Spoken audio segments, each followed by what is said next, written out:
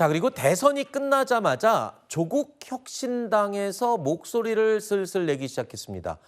바로 조국 전 대표의 사면 문제를 공개적으로 언급하고 나선 겁니다.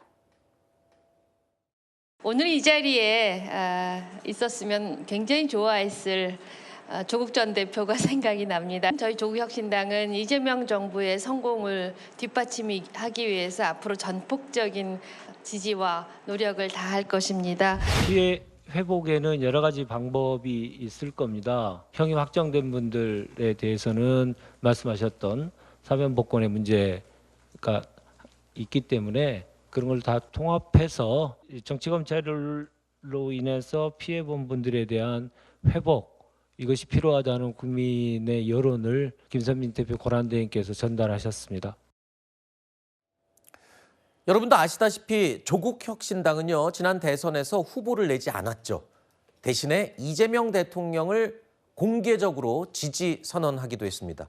대선이 끝나자마자 조국 전 대표의 사면론을 공론화하고 나선 건데, 저 때까지도 공공연하게 다들 그 얘기를 했어요. 이재명 대통령이 당선이 되면 조국 대표는 석방될 것이다. 뭐 이런 얘기들이 정치권에 심심치 않게 돌기도 했었는데, 글쎄요, 일각에서는 뭐 이거 사실상 대선 청구서냐 뭐 이런 얘기도 하더군요. 실제로 이재명 대통령이 사석에서 조국 전 대표에게 상당한 마음의 빚을 지고 있다라는 얘기를 했다고도 들었습니다.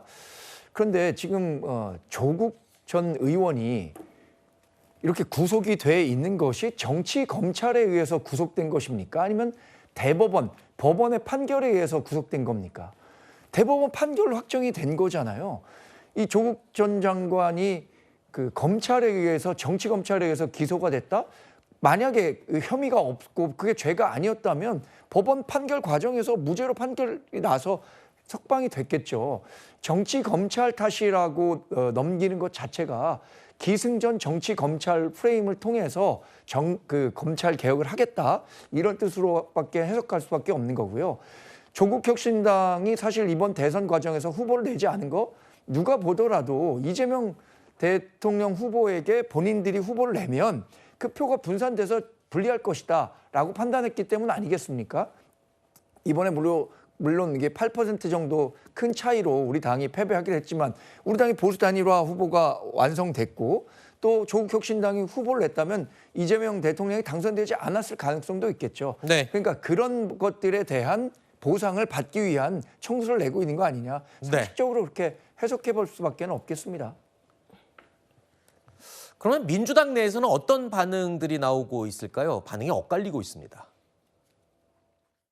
우리가 이 조국 전 대표나 그 배우자인 정경심 교수나 그 아들 딸들이 받았던 그 형벌을 보면은 좀 뭔가 필요하다고 생각합니다. 전체적인 양형이 너무나 불공정한 거거든요. 저는 다른 걸 다 떠나서 그런 측면에서 형벌의 균형성의 측면에서 어쨌든 그런 게 필요하지 않겠나 생각을 합니다. 사면 복권이 필요하다. 네네. 저는. 정권 초기에 지금 그런 특정인에 대한 사면 얘기가 처음부터 나오는 것은 지금은 바람직하지 않다. 그는 차차 여러 가지 국민적인 공감대랑 그런 부분에 따라서 자연히 논의가 되지 않을까, 그렇게 생각을 합니다. 일단 사면은 대통령의 고유 권한이죠. 새 정부가 출범하자마자 이렇게 사면권 이야기가 나오는 것, 대통령 입장에서는 좀 부담스러울 수도 있을 것 같은데, 여기에다가요, 사면을 요구하는 목소리가 또 추가로 또 나오고 있습니다. 최근에 불법 대북 송금 관여한 혐의로 대법원에서 7년 8개월 확정 판결 받은 이화영 전 평화부지사 기억하시죠? 이화영 전 부지사를 포함해서 조국, 송영길 이런 사람들까지 거론되고 있어요. 이렇게 글쎄요, 너무 당연하게 사면을 얘기하는 거 아닌가요?